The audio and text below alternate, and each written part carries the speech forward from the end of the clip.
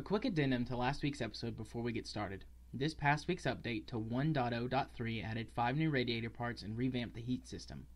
I've not had a chance to thoroughly test the new heat system, but have had a chance to look into the radiators. They make a very big difference in the heat levels of your craft when deployed, and especially in a vacuum can ensure that even the hottest engines don't explode from overheating. Just like I said in last week's tutorial though, they must be placed near the hot part in question in order to be effective at drawing the heat away. The effectiveness of solar panels has also been scaled down. They are still more effective than nothing at channeling heat away from your hot parts, but do not cool down as fast as before. More testing is needed before I can give you concrete numbers, but on the face of it, the new heat system is much better than the previous one, and radiators are a welcome sight. Now, on to the episode. Welcome back, miners, to the third Kerbal Mining Guild tutorial. After we got dirty last week and had a suspiciously earthy milkshake, it's time to turn our gaze from under the dirt to above it. This tutorial will cover the 3 different types of scanners in more details than before. 3 separate craft files will be provided for you so that you can experiment with the different types of scanners. Before discussing any of that though, we need to expand on ore concentrations a bit more. Remember in the first episode where I said you could set ore abundance to between 10 and 120%? Here's where that matters. If you set it to 120%, you can land just about anywhere and get some ore. You may not mine efficiently, but you really won't have to bother with scanning at all. As you turn that number down though, scanning becomes more and more important. At 10%, it's possible to find only very small, low ore density pockets on planets and moons, meaning that without scanning you need a lot of luck to find them. Even after you find them, it's important to get as high a concentration as possible, so mining doesn't take weeks or months in game time. If it's set to 100%, you'll easily find areas with between 10 and 20% ore density. More uncommon are densities between 20 and 50%, and while I've never personally found a planet or moon with higher than 50% ore density, people do claim to have found ore concentrations as high as 80%. So, this is one aspect where your mileage may vary. I suspect that those folks may have turned ore concentration up to 120%, but haven't confirmed that for sure. I recommend setting it at around 60%. That's enough to make scanning matter, but not so much that you have to spend an hour scanning the Mun or anywhere else to find a decent enough ore deposit. Now that that's out of the way, the first scanner is the M700 survey scanner. As stated in the first tutorial, this scanner will scan the entire body for resources and give you a breakdown on these resources in the tracking station when you have the body selected. In order to scan with this satellite, put it into a rough polar orbit around the body you want to scan.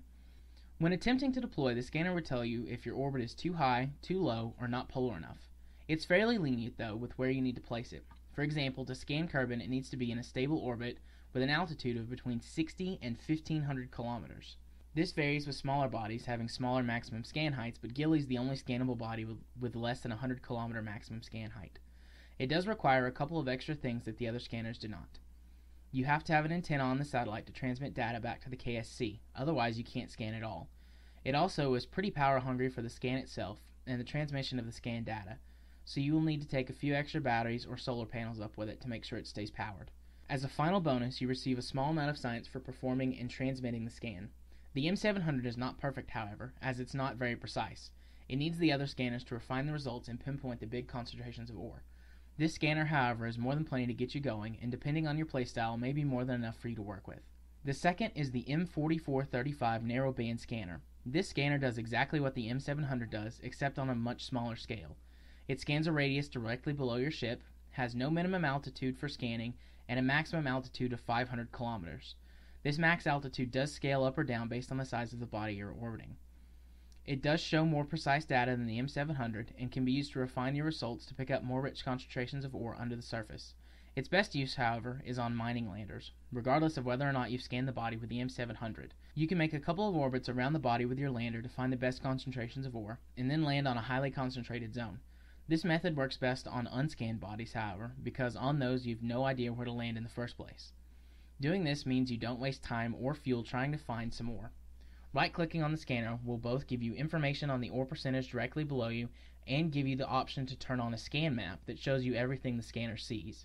The map allows you to head for more rich ground without blindly flying around looking for the biggest numbers. Finally, we have the surface scanning module. This module can only be used at altitudes lower than 1 kilometer or if your vessel is touching the ground. It provides the most detailed and accurate scanning data and can narrow down the biggest concentrations of ore. To my knowledge, outside of asteroids or extreme luck, using this scanner is the only way to find the biggest concentrations of ore. It is the most difficult to deploy, however, since it pretty much has to be on a rover to use. Because of that, its uses are fairly limited. This module is mostly relegated to finding the best spot to put down a long-term mining base. Both the surface scanner and the M4435 automatically update your resource map if you've scanned the body with the M700, meaning you don't have to repeat this process over and over again. Now that you know how to effectively scan for ore, our next task is to finally go get some. In next week's tutorial, we focus on the different types of landers you can use. I've got 5 different ones to talk about, so this episode may come in 2 parts. We'll see how it turns out when I record it. As always, there's a couple of notes before signing off. Next week, I'll be going on vacation with my family. I intend to pre-record some extra content so you don't miss me on the show, but if you don't see me playing or responding to you on Twitter much, that's why. I also have a surprise in store for you guys that isn't mining related. This is just a little tease to build some hype, but hopefully I'll have it recorded for the show in the next week or 2, and we'll give you more information then. I'll give you a hint now, though. It's related to my career as a therapist. Until next time, Jay Arthur, signing off.